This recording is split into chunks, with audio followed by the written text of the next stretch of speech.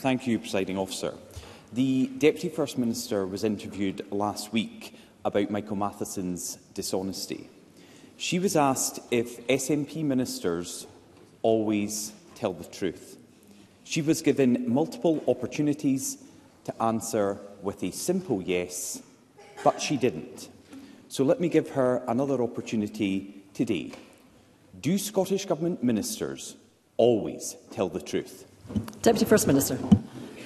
Presiding Officer, before I answer the member's question, can I begin by paying tribute to the late Lord James Douglas Hamilton. Lord James had a long and distinguished career as a public servant in 3 parliamentary chambers, including, of course, this one. Those of us who served alongside him here remember a kind, funny and warm gentleman who embodied the spirit of cross-party friendship and collaboration, which is part of the ethos of this Parliament and has served us well.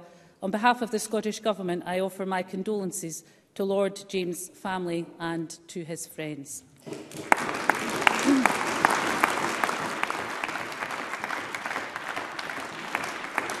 In terms of Douglas Ross's question, of course, it's for Douglas Ross to decide on his questions, but it is very telling that for weeks now he's had nothing to say on the Tory autumn statement that has been devastating for Scotland's public services, nothing on the cost of living crisis, nothing to say on Grangemouth, nothing to say on the climate emergency as leaders gather to discuss the biggest challenge of our age. Of course, these are Tory priorities. But can I answer about his question about what I said? Of course, ministers should tell the truth. What I was referring to was the fact that sometimes people get things wrong. Sometimes people make mistakes, including, of course, Douglas Ross himself, who made a mistake worth around £28,000 when he was late with his outside earnings. Of course, ministers should always tell the truth. Douglas Ross. Well, can I begin on an area where we will agree? Lord James Douglas Hamilton was a true gentleman and a friend to everyone he worked with, not just in Holyrood and at Westminster as a minister, an MP and a member of the House of Lords, but also as a local councillor where he started his career in public service. And I think the tributes we have seen across the political spectrum have helped his wife Susie and their children and the wider family at this difficult time, and they are all in our thoughts today. But that was quite a telling answer. First of all, the Deputy First Minister was basically saying there are more important issues than a government minister claiming £11,000 of taxpayers' money and thinking he could get away with it. That's why this issue is important. And the simple question was, do Scottish Government ministers always tell the truth? We still haven't had a yes or no answer. We've had a conditional answer that they would try to, but sometimes they make mistakes.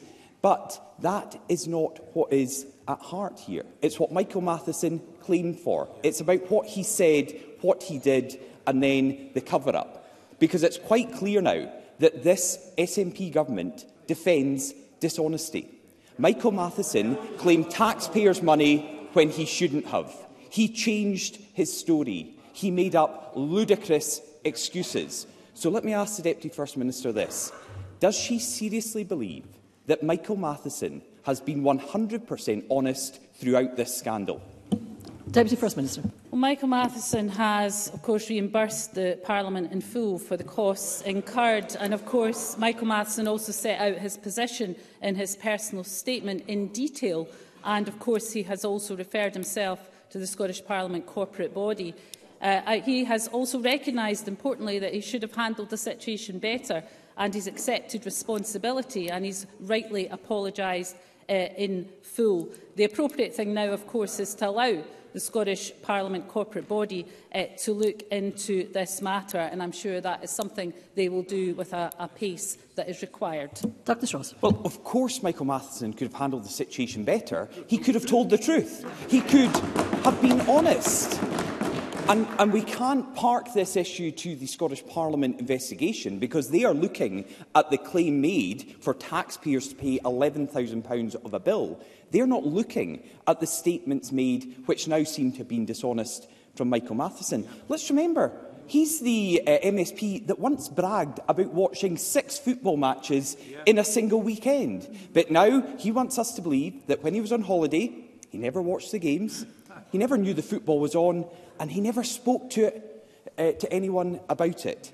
And when a giant bill came in, he was completely clueless about it. So can I ask the Deputy First Minister, does she seriously expect the public to believe a word of this story? Deputy First Minister. Well, as I said, Michael Matheson has set out the circumstances and the way in which he handled it in the course of his personal statement. And as for the matters that the Scottish Parliamentary Corporate Body will look into, that is a matter for them. They obviously can refer the matter elsewhere if they feel that would be the appropriate thing to do. Michael Matheson has given a full account to this Parliament, and he also opened himself up to questions from members of this Parliament. As he has accepted he should have handled the situation better, he's accepted responsibility and he's rightly apologised for that.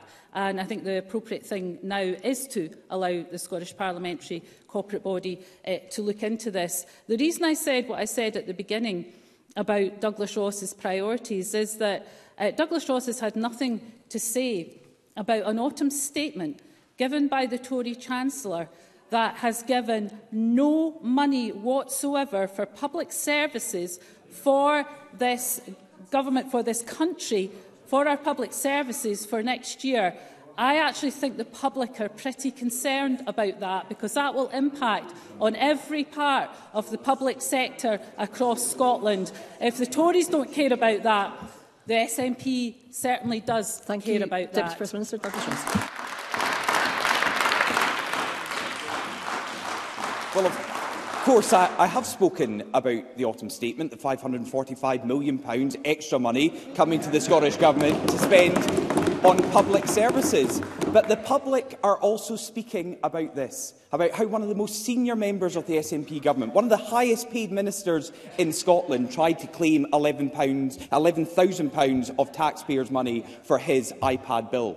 But the problem for the SNP government is the public don't believe Michael Matheson. A poll yesterday showed the vast majority of Scots believe he should stand down, and that included a majority of SNP voters who believe Michael Matheson needs to go. Now, they can see he's not focused on the day job.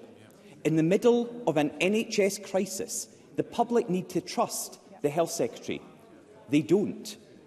Nurses and doctors, when they meet him, need to know that he's honest. He's not. The Health Secretary has lost the confidence of the country, and he needs to go for the good of our NHS. This week, the Deputy First Minister said the public sector workforce would need to shrink. Shouldn't that start with sacking Michael Matheson? Deputy First Minister. Well, of course, what Douglas Ross didn't refer to in the poll was that 72% were dissatisfied with Rishi Sunak's performance as the Prime Minister, and, of course, 54% of people support independence for Scotland. In terms of Michael Matheson getting on with the job, Michael Matheson is getting on with the job of being Health Secretary, ahead of what, of course, is expected to be a challenging winter for the health service. If Douglas Ross cared anything about the NHS, he would be objecting to the fact that next year only £10.8 million has been given to the NHS from the UK Tory government. Less than £11 million. I think actions speak louder than words. I don't think Douglas Ross and the Tories care about the NHS if they're prepared to support the Tory government on that matter. In terms of what the Health Secretary has been doing this week, he has announced £42 million of funding for an extra 153 doctor training places next year, the largest annual expansion on record. And, of course, he met with the Royal College of Nursing to discuss our agenda for change and to hear about the issues facing nurses. And on that point, of course, there's no money for agenda for change pay from this Tory government for next year, which is an absolute outrage. Thank you, Deputy First Minister.